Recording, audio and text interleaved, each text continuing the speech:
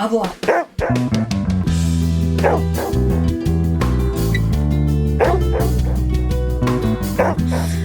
Okay, everybody, welcome to another episode of FitPet Boston Talks. My name is Leah Lodato, and I am the host of the show. And today I am joined by my spouse, Lori. Hello. And we're going to have a little gather around, sit crisscross applesauce, and we're going to do a little story time here. Right. I know it's been a hot minute since we got an episode out, so thank you for sticking with the podcast project. If you're new to the show, Lori and I are Boston area dog trainers and dog handlers. I am primarily a dog walker. I spend my Monday through Friday in the woods and on the streets with with dogs, exercising, getting our steps in.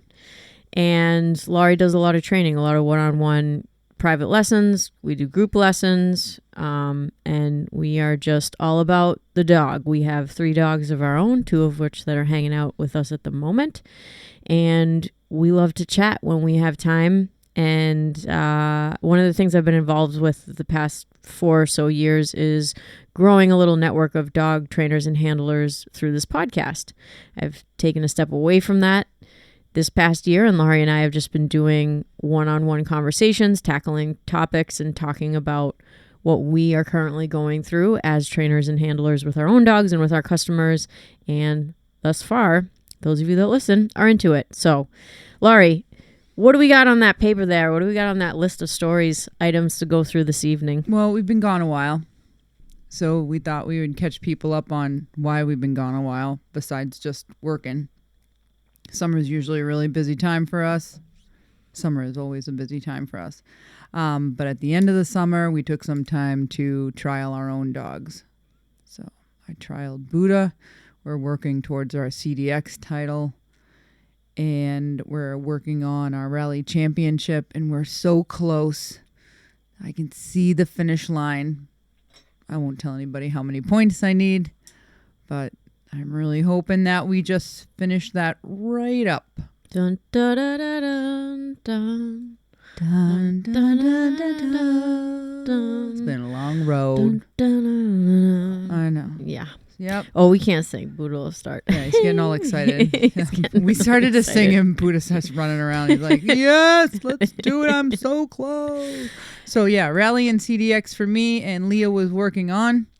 I'm working on my beginner novice title with Raven, the AKC test. It is the entry-level obedience test, and we have 2 completed legs. We have 1 more to go to get our title. It was one of my goals to tackle that test in our first year here, and she's doing splendidly. She's really showing up. She's super bright, smart, and for the most part, we're just trying to get used to the dynamics of a trial, getting into the ring, and she's really comfortable, I have to say. I haven't really had any kind of red flags, if you will, as far as her level of focus when she's in the ring. I think it's just a matter of training, especially healing for us. It's hard when you don't have a motivator in the ring to keep that nice focused healing. Toy or a food. Yeah. Or a food. Oh God. Yeah. Toy so we're training a lot for that. Did some training this afternoon with some friends in the yard, which was super fun. Yep. And lovely Catherine and Juno. Yep. Well, Catherine. Catherine is a person. Juno is a dog. Catherine and Piper. And Penny was here. And Finn was here. Mm-hmm. And Johanna with Juno, mm-hmm. who also at the Cape passed her leg of beginner novice test. Yeah. Yeah. She got a beginner novice leg. Finn got a rally title. Piper got championship points. Piper's working on higher level obedience stuff. Super cool to see. She's working on utility. Mm-hmm. Yeah, and everyone's really succeeding and doing well. And Lily and Bella also got a rally intermediate title and some bumper legs. So So Johanna and Lily, I'm super proud of them because they're doing the damn thing. They are getting in there in the ring, and they signed up for more beginner novice legs, just like you. We're all going to the same trial, so that'd be awesome. I got 1 CDX leg. Super excited about that. That's a really hard test. I'm so excited. Yeah. It's a really challenging obedience test. And out of well, why don't you tell Laurie how many dogs competed in that class? It was a B class, right? CDX. So if you don't have the title, if you don't have a title on your dog, you're always in a B class. And in Buddha and Laurie's class, there were 15 dogs that trialed the day that you passed, and only 2 of you passed. Only 2 of us. Out of the 15. I know. And that's like kind of a normal ratio. And I have to tell you, some of those people, they were so beautiful. They had beautiful healing. I will tell you this. My second try at the CDX, this was my 4th time trying, and I got a leg. And I'm pretty happy about that. But there was my healing was not good that day. I got a significant amount of points off, but everything else was really nice. Everything else Buddha did was beautiful. I'll say that. But our healing was bad. We were in another trial, and our healing was beautiful, and he didn't do the broad jump. So he didn't do the broad jump twice, something that he's never done in practice. That was never an issue in practice, but in the ring, he did that. And then he didn't come over the jump with the dumbbell for one thing. What annihilated everybody that specific day that I got my CDX leg at the Wampanoag trial at Silver City, all the people at Silver City are friggin' awesome, was command discrimination. So you leave your dog you put him in a stand, you walk 15 feet, you tell them down, judge says leave, you walk another 15 feet and you tell them sit. So many. If your dog doesn't do it, that's it. You're an NQ. It's non-qualifying. You don't get points off. You just get done. You're done. And that's why so many dogs didn't pass. You really have to do everything. So while his healing wasn't great, everything else was. Yeah, and you kind of learn what are the points off strikes and then what are the NQ strikes. And so you really try to train around those NQs.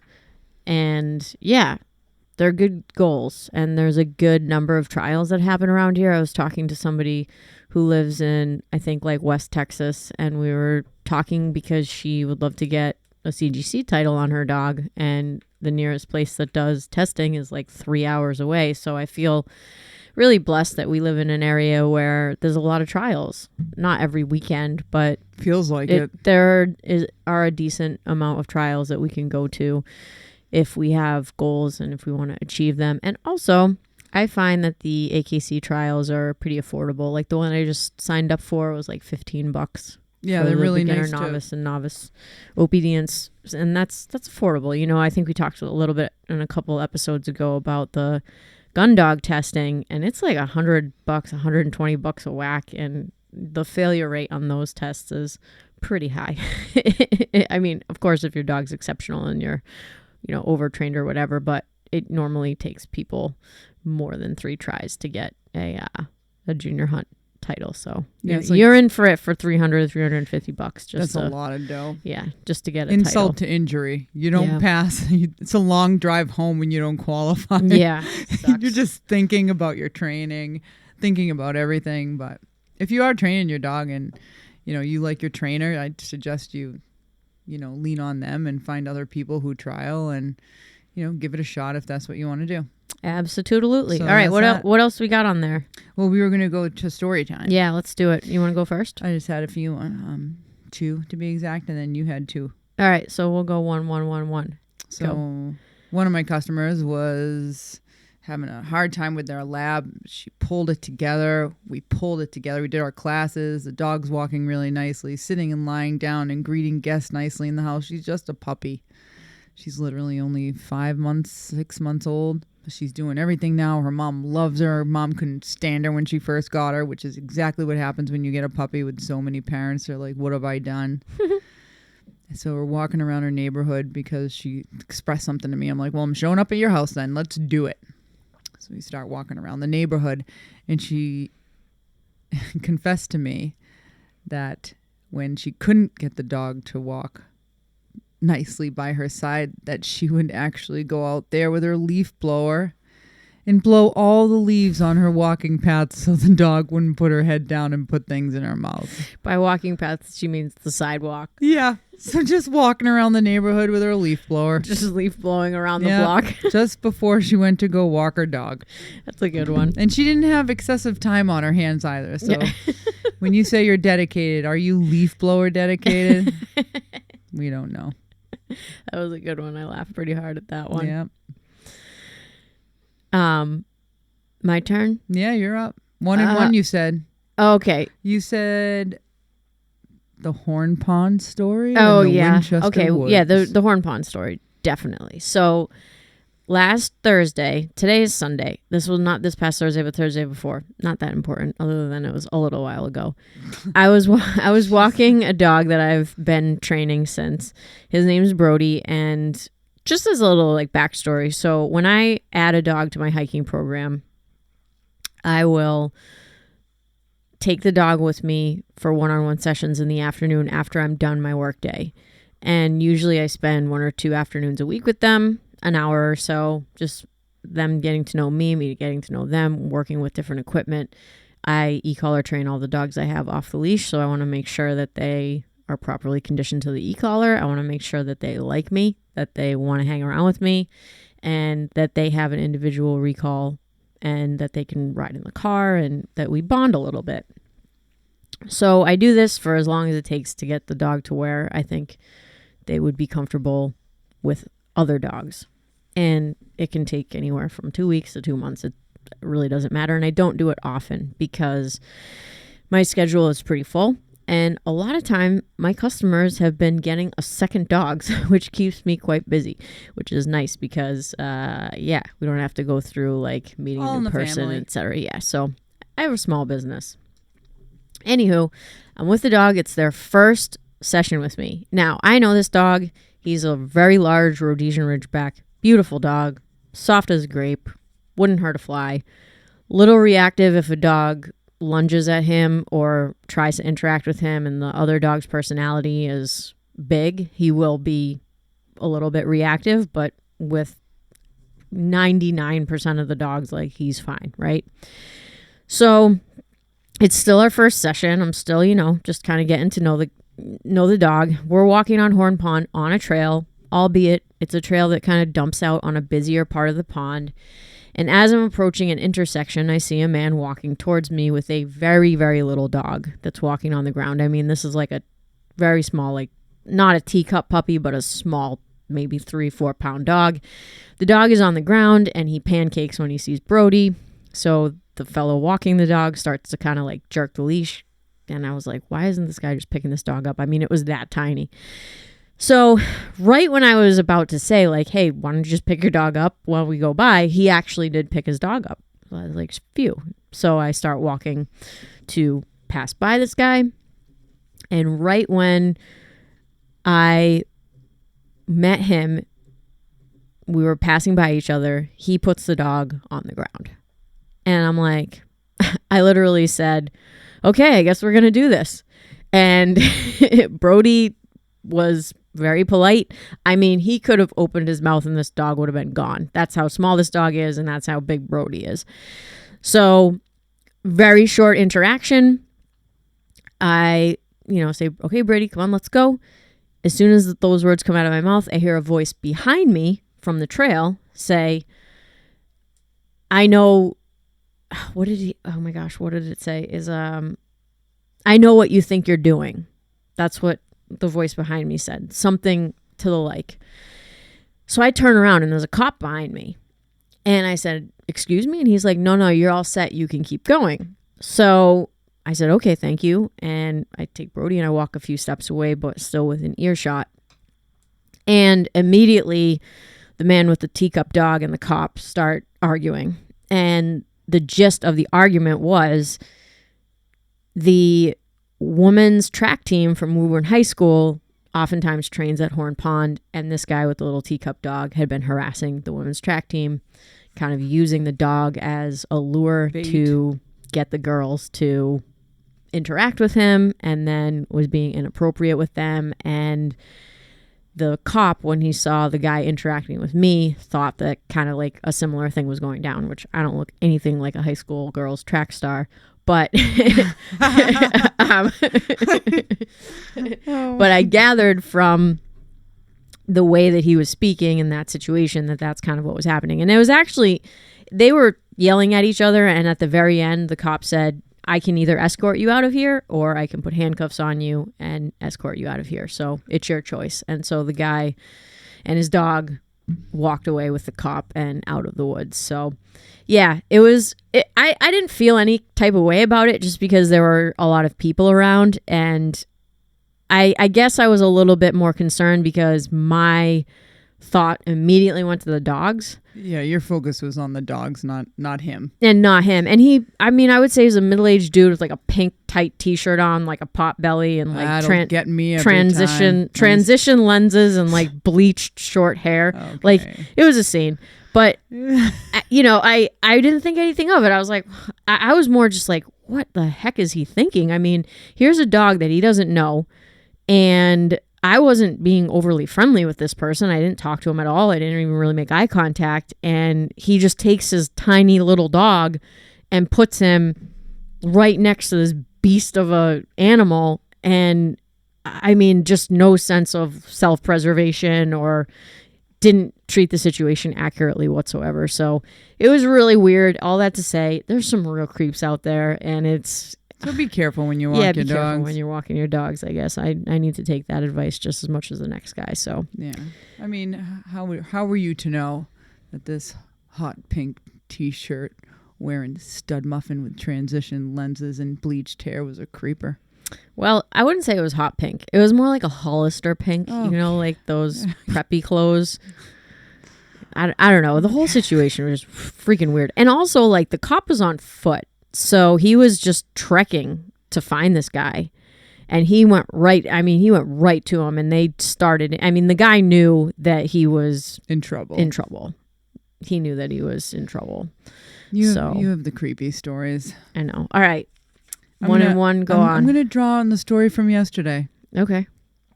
A dog comes here for their first class, their first one-on-one class, and the dog is nervous, timid. Gets out of the car. I guess it's got the growl going. Great. Okay. So about, 10 minutes, talking to the lady. Dog seems cool. But when I had walked outside the gate, I saw the woman pick up the dog as you would a child. So so the picture I had immediately when I walked through the fence was the woman holding the dog like a child. The dog's head was buried into the woman's neck, and clutching was happening with the paws, like holding on to the mother before she gently put the dog on the ground. I have a real thing about dogs not being able to step out of cars and step into them. I want that to happen. So the dog was comfortable with me. I just stood there. Eventually the dog walked into my space. And that's usually when I pet a dog. I never run up to a dog and pet it. I usually wait. And I saw that the dog was comfortable. Great. So I was like, you know what? I said, why don't we just work on this very small task? I wanted the mom to have the dog walk in and out of the car. Sometimes this is a big ask for a dog. He's nervous. I'm just trying to chill out before we go do other things. So I get the dog inside the bottom part of the car in the back seat. Great. I get in the car. I asked her, do you mind if I get in your car? To get the dog to walk in and walk out all by itself. Timid or not, just to kind of rely on his mom and be like, hey, what do we do? And then I was going to give her her turn. I slide over a little bit to the right. And she goes, no, don't move that box. I said, what? And I look down, and there was dog puke being covered by a cardboard box. Oh, boy. And she had told me that her dog doesn't like car rides. But normally when that happens, I said, why didn't you tell me there was puke in the car? Most likely the mother was embarrassed that her dog threw up. But this has happened many a time with parents. And, well, I helped them clean their car out. And then we start the class. So there I was, just slipping and sliding around some dog puke. Did you clean it? Yeah, I did. Yeah. I said to her, why didn't you tell me? It totally would have helped. I mean, we know I have OCD issues. And now my ass is covered with dog puke. Oh, no. Yeah, so I went into the grooming room and washed it all off. And then I cleaned the seat. And then we continued on with our class, which Went fairly well. It was slow progress because the dog was very timid, but it moved along. Good. So that was it. Some puke, some leaf blowers. It was a first in 18 years of dog training that a parent didn't tell me, and I was sliding around in the dog's puke. So. Oh my God, Lori. Yeah. Wasn't my first class of the day and wasn't my last one, so. Also, I think you somehow along the line, I think before COVID, said that you have been training dogs for 18 years, but now it's been over 20. Oh. Yeah, I'm getting older. Yeah. 20. I feel like COVID happened and everything just like pumped the brakes on time going by. Yeah, I won't You've been discuss saying 18 years. Forever. Yeah. You know, sorry about that, guys. Yeah. I said, well, this is a first for me. Anyway, some of my customers are getting COVID again, so can you all stop that? Yeah. Oh, and if you're sick... Just stay away from the front door, please. If you're sick, go away. Don't come to class, man. If you're not feeling well, I don't want your damn COVID. I don't want it. So if you're feeling sick, go away. And get this. If you're sick on a Monday and your class is on Thursday, call on Monday and say you need to cancel your class. Yep.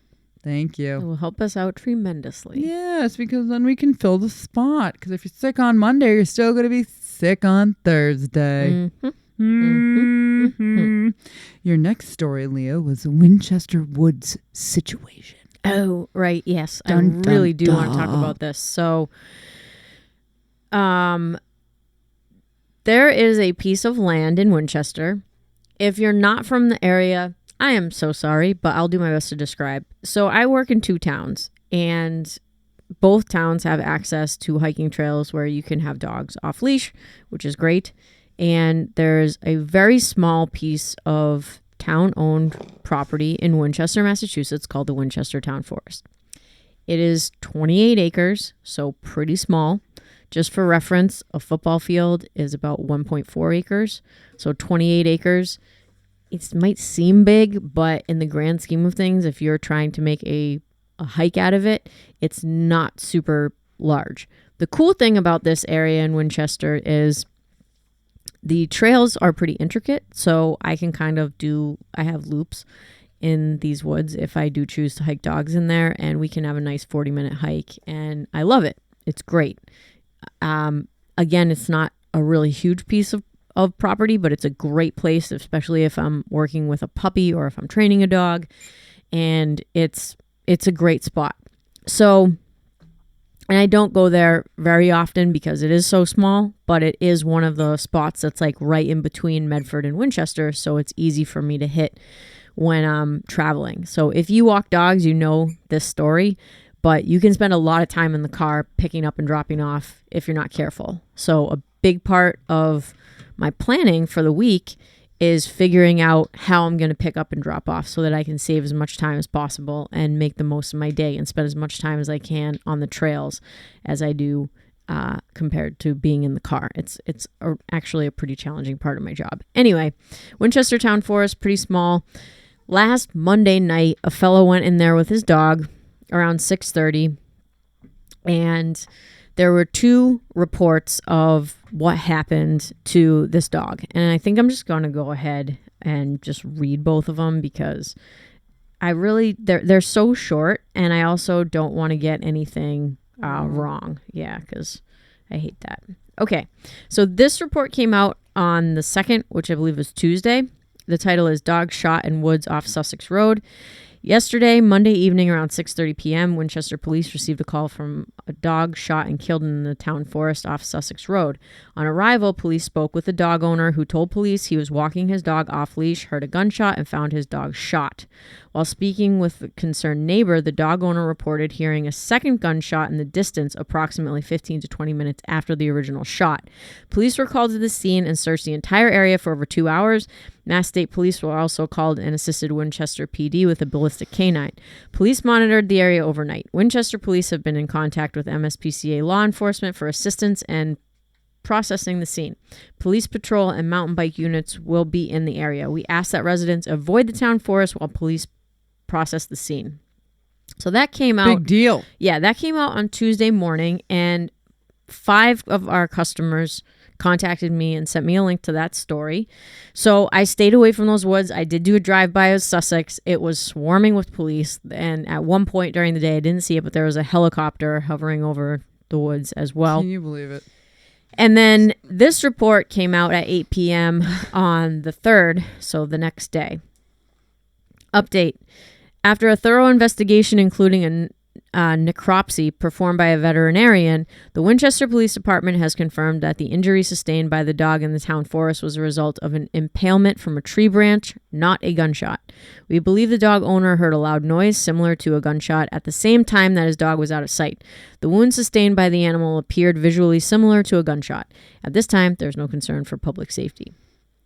So, crazy. Yeah. I can digest that story a little bit. That is literally all the information I have about that situation. I've talked to people about it. I'm not going to regurgitate secondhand information. I don't know the owner. I don't know the dog. I don't know the breed. I don't know anything like that. It is definitely a very weird story. I can only assume that the fellow felt shock when he found his dog. If there was a necropsy done on the dog died.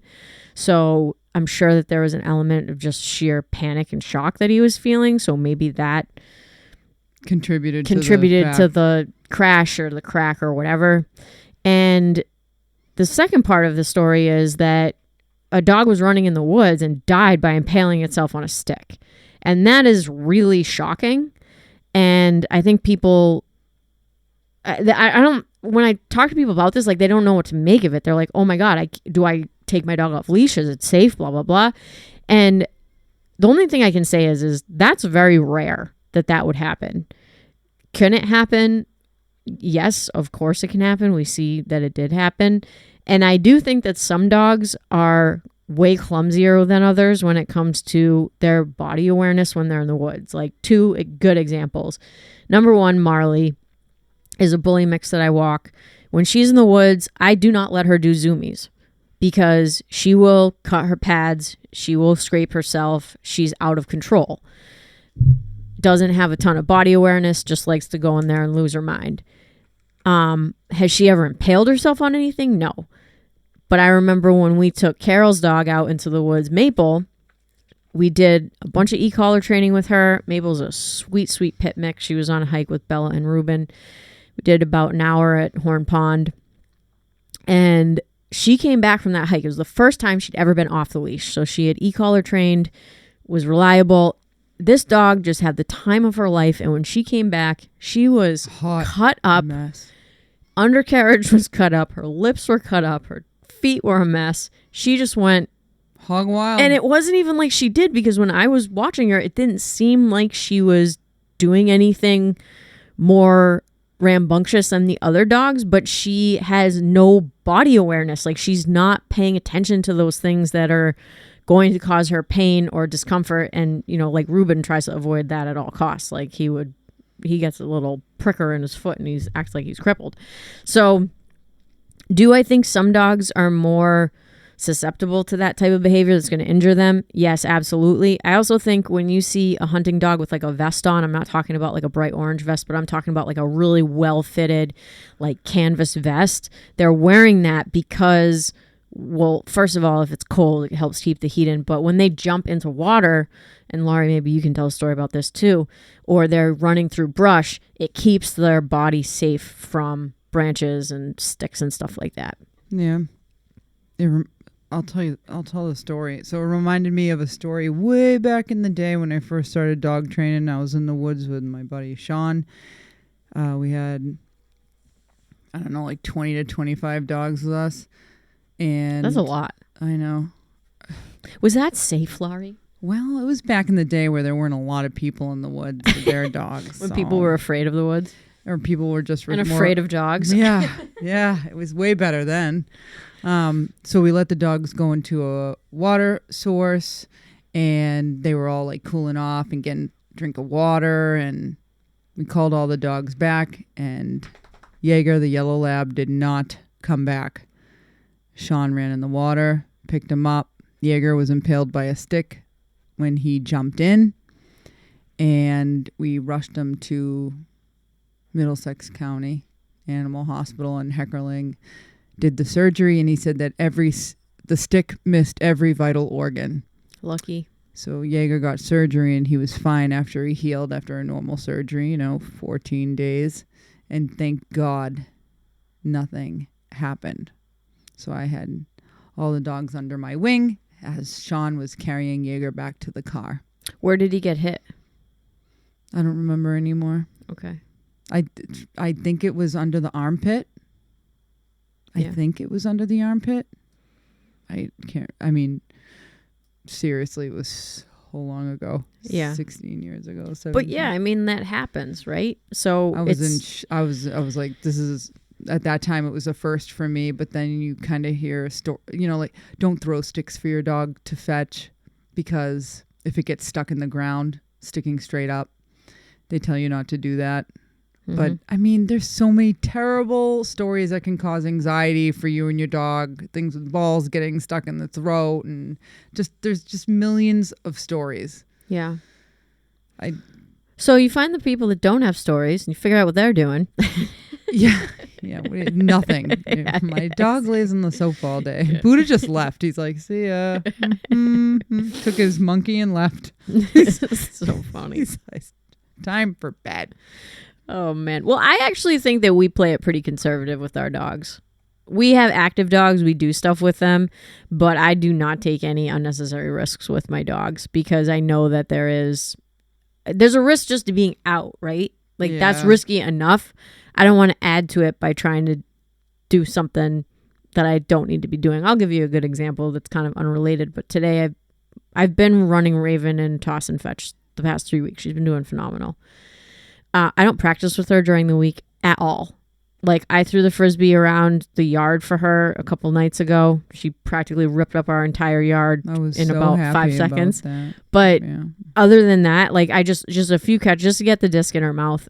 But otherwise, I haven't been practicing with her because she's still a young dog. She's 1. I don't want her jumping excessively. So she plays Frisbee for 3 minutes every week, and that's it, because I do not want her to get injured. And even still, like, there's a possibility that she could get injured. But if I, was one of these people that are like, I have a young dog, she's so talented. I mean, she's so talented at Frisbee. It's ridiculous. And I'm like, I want her to be the best that she can possibly be. I'm going to go to the field every day and play with her, get that disc in her mouth as much as possible. To me personally, it's not helping our score. We're already getting a fantastic score. Like, I wouldn't want to push her farther because I don't want to put that much stress on her. And we've also been dealing with like some windy conditions and stuff like that, which makes it harder for me to throw accurately at a distance. So I've been keeping it like reasonable and just racking up those points. But I could see how, like, if I was somebody that maybe I didn't know better, I'd be out there 5 days a week practicing with Raven, trying to get her to be the best she could possibly be for toss and fetch. But like, that's upping the chances of her getting injured like exponentially. And we are involved in so many other things that it's just not worth it for me to put her in a situation where, she could get injured, because she's already in that situation. I don't want to make it any worse. And I'm already doing so much other stuff with her. So that's kind of how I roll. And I do the same thing with Ruben. Like, honestly, I don't practice with him in the summertime at all because it's too hot. He hates the heat. He got a limp tail one time from the heat. And I was just like, I'm never doing it again. So I practice with him more in the field now than I do in the summer. In the summer, I don't practice with him at all. We do catches at league day, and at the end of the day, I'm competitive. It's fun. He has a great time. I have a great time. And otherwise, I just play it as safe as possible because I want my dogs to be safe, Yeah, one of the teachers at the middle school, because we started our therapy visits this month, we took September off because it was such a heavy competition month, and I just couldn't have one more thing on my plate. So we started therapy dog stuff last week, and they said, wow, is Buddha thinner?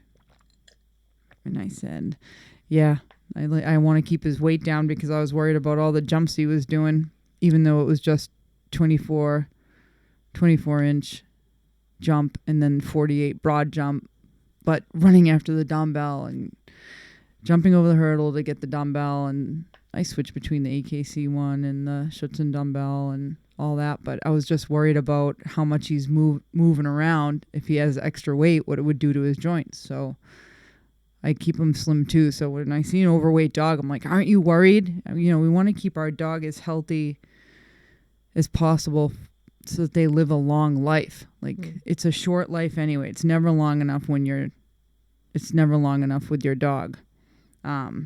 So if, you know, control the things you can. One of them is their weight.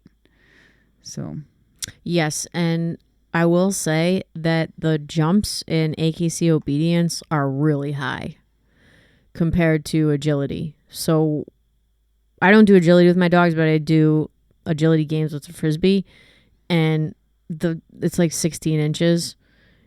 It may be like a tall jump, you know, because the dogs are smaller in general. But when you go to like a Schutzen competition or an AKC competition, CDX, these jumps, like they're high. Schutzen jumps are really high. Yeah, the Schutzen jumps are high, but the AKC jumps are high too, like 24, 26 inches. Some of these dogs are jumping over, and it's really tall. I think 24 is the max. I'd have to look up the jump heights. Piper's at 22 inches. Oh, yeah. And she's like a 60 pound. And the thing is that you don't really have a running start. When they're starting from a sit. Yeah, when they put you at a start line, it's not like they have a really long running start to go jump over it. So instead of like a nice smooth arc, it's kind of straight up and down, I feel like sometimes. Right. You know, the broad jump is kind of has the same feel.